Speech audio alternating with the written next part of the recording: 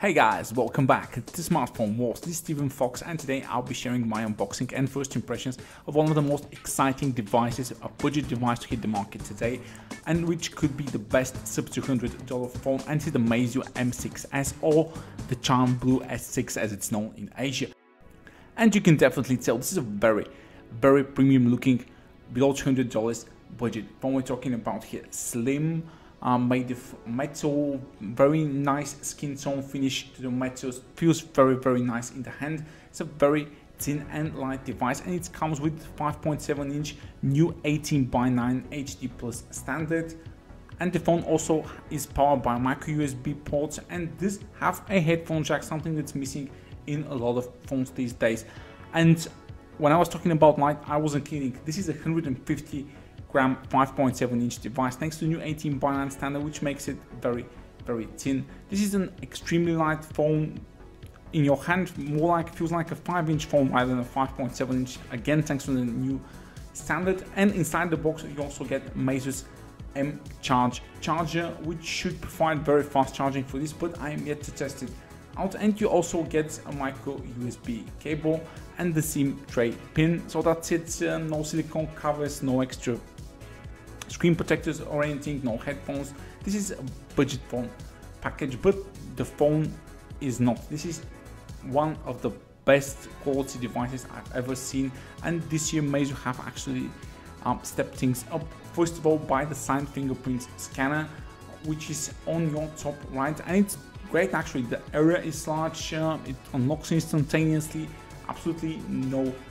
problem, and it also makes the phone very unique with the side fingerprint scanner, because besides from Sony phones and the new Mars series, I've never seen any other phone use side fingerprint scanner and just as good as this. But there's a bigger change we're talking about here. On the bottom of the display you have a new way for navigation.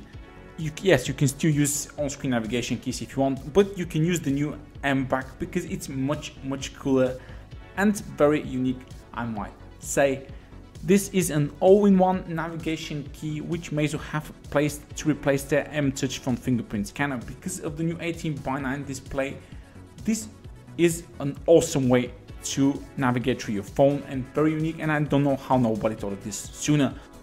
You can tap once to go back, slide left and right to open your recent opened applications, and force touch it to go back to home. Very easy, simple and ridiculously effective and addictive, I might say. But the change doesn't stop here.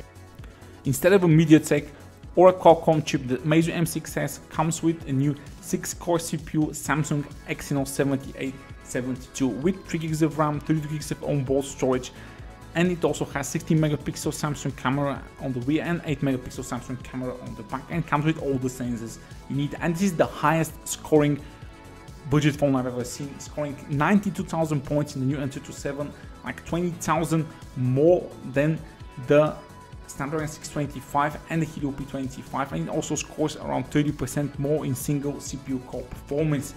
Flyme OS, which this phone is running, is the latest version 6.3.1, and currently there is no global ROM, so it does only come with English and Chinese language here. And if you've not used Flyme OS, I have to say it's one of the coolest user interfaces and one of my personal favorites. It has all these neat features, like for instance you can change your recent task manager, your recent apps menu, being horizontal or vertical, and it's something that no user interface actually offers.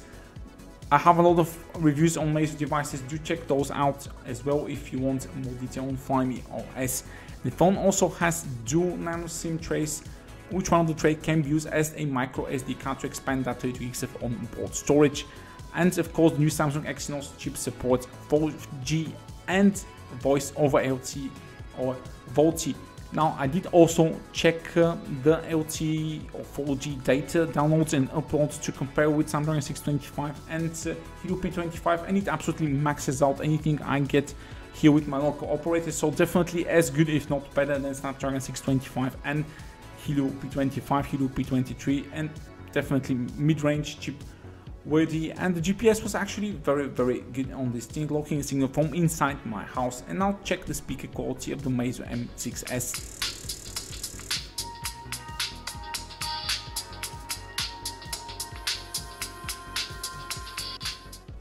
And I'll conclude my unboxing and first impressions with my camera impressions.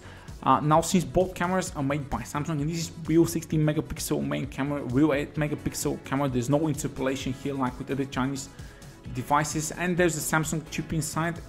The camera quality should be very good with this phone. Both cameras can shoot full HD video as well, and you can see the camera interface and the camera in action.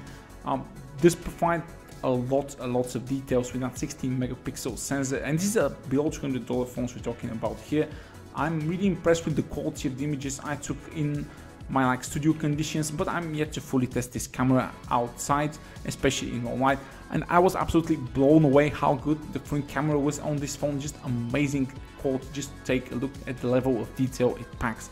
So this could very well be the best below $200 camera device on the market. So do tune in next week for my full Meizu M6s review only here on Smartphone Wars. Give the video a like if you like it, subscribe to my channel for more videos like this, and share the video so that your friends can enjoy it as well. See you next week.